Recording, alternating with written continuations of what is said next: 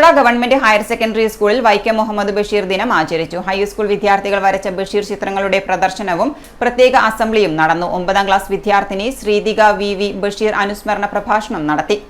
10ാം class വിദ്യാർത്ഥി നവസൂരിയും ശ്രീതികയും ബഷീർ കൃതികളിലെ കഥാപാത്രങ്ങളെ അവതരിപ്പിച്ചു. Vidyarangam Kalavedi school convener Shaija teacher, headmaster Muhammad Ashraf, Ritika Ranjith, Shivani Bindu എന്നിവർ ബഷീർ കൃതികളെക്കുറിച്ച് സംസാരിച്ചു. എല്ലാ കാലങ്ങളിലും വായനക്കാരുടെ ഹൃദയത്തെ സ്വാധീനിക്കുന്ന ഒരുപാടധികം പുസ്തകങ്ങളുടെ കർത്താവാണ് അദ്ദേഹം. കുഞ്ഞിപ്പാത്തുമ്മ എന്ന നിഷ്കളങ്കയും സുന്ദരിയുമായ ഒരു പെൺകുട്ടിയാണ് കഥാനായിക.